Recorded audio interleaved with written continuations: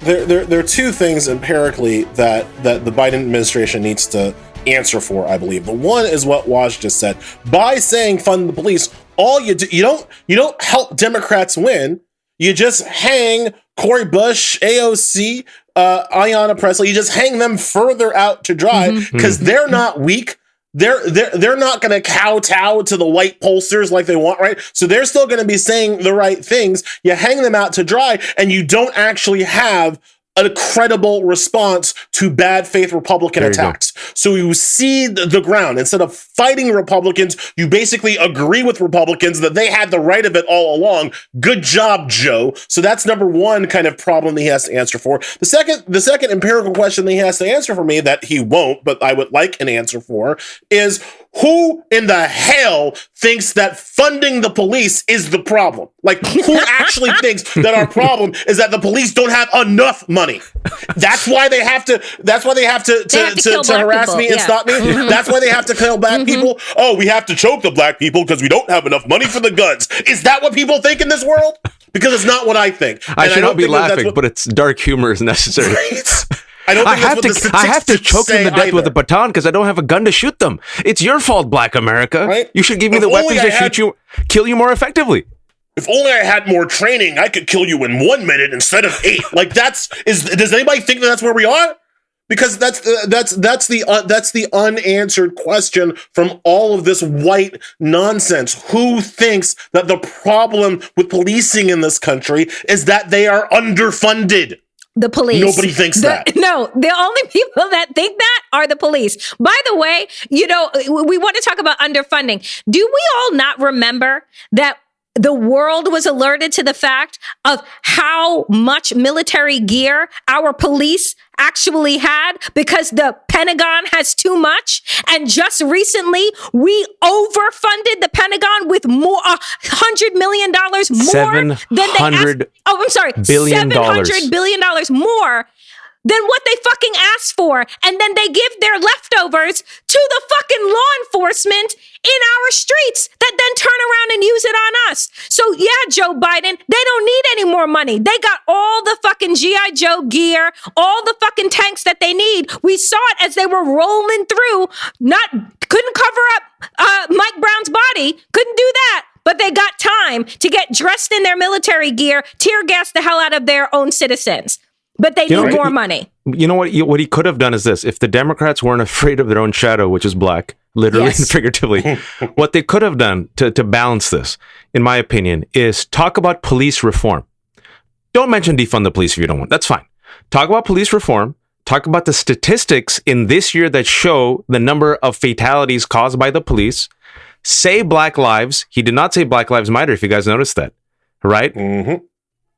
Take the concern of black and brown communities seriously. At the same time, don't say defund the police. I get it. But say we still need reform, and then give that little carrot he always gives to law enforcement, applaud like Officer Stu, or maybe the Capitol Hill Police. That's what I would have done.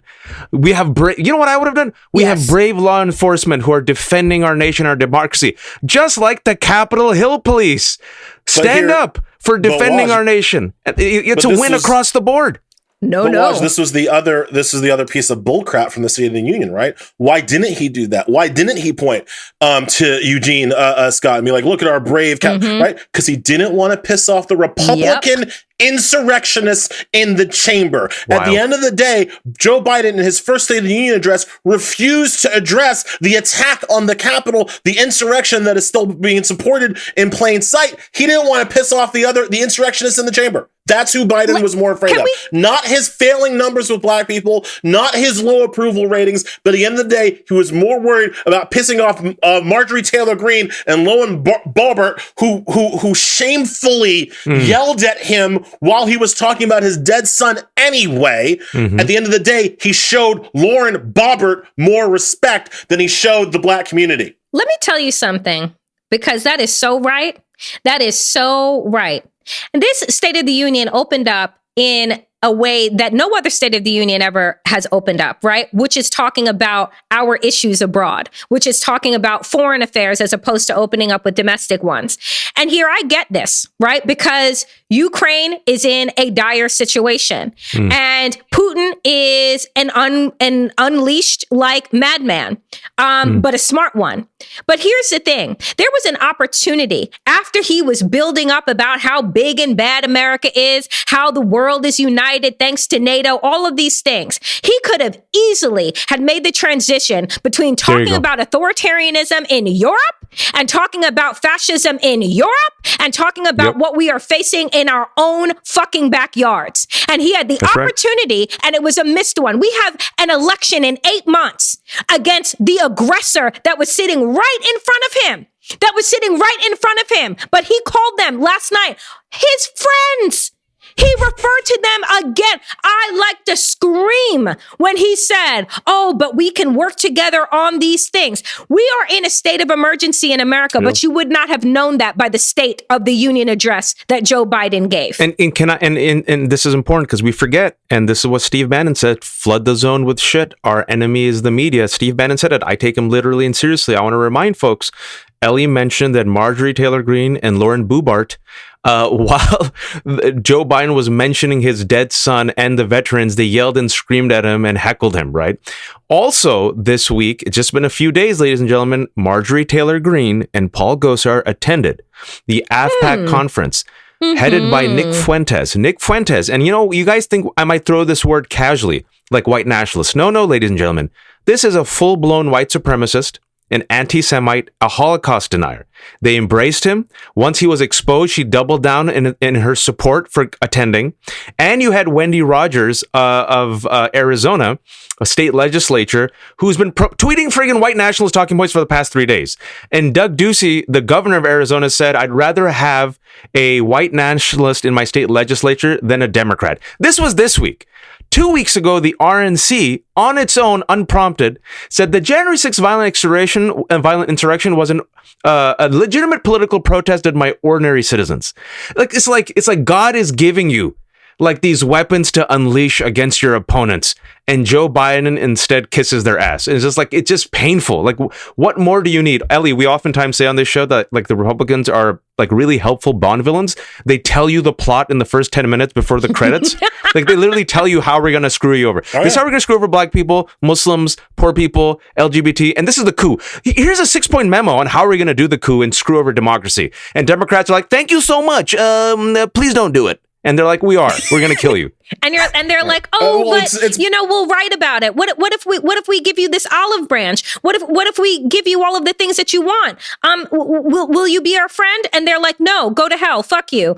No. No, it's all that. And the Republicans also say, and we're telling you because we know you're too weak to stop us. There you go. And Democrats go, okay, you're right about that one.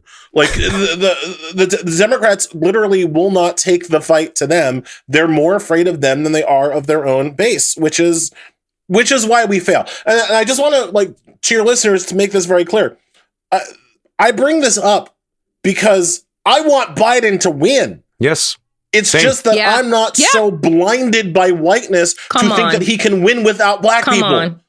So if you want to tell me how, please put it like this, show me the part of Biden's State of the Union that changed one black voter's mind. Show me. He's at 66% right now. He was elected with 87%. So that's about 20% of black people who were with him at the beginning who aren't with him now. Tell me where in the speech he won one of those people back.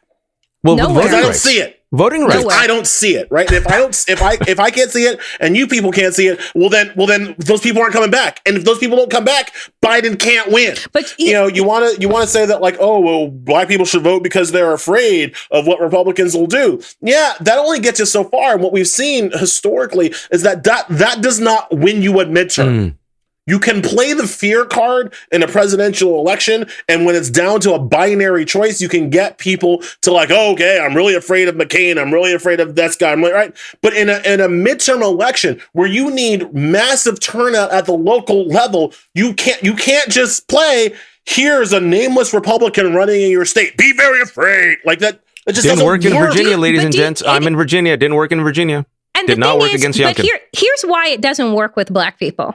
And this is what Democrats don't get. And it's because Chad and Brittany and all of them are in their ear and they don't get it. You can't have us be more afraid than we fucking are right now. You're telling us this is what it means when we are in power. Black people still dying in the street. Black people still can't walk to the store, right? You're still being hemmed up, you know, trying to do the bare minimum of existing, right? You want to tell us like, oh my God, if you don't vote for me, what is going to happen? I'm going to stop being killed, right? What is going to happen? Right. Incarceration for Black and brown people is going to go down. Do you mean that the life expectancy for Black children is not going to be based on their zip code? Do you mean that there isn't going to be a racial wealth gap? Because all of the things that you keep fear mongering to Black people that will happen if they don't vote for Democrats, it's our daily lived fucking experience. So it is absurd to me to then say to the same group of people whom you need, right? That, oh, you have no other choice. We've never had another choice because we've always had to make do with the bare fucking minimum, right? And so that's why you see the numbers slide down 20%. And I guarantee you that by the time we get to November, it will be less than that.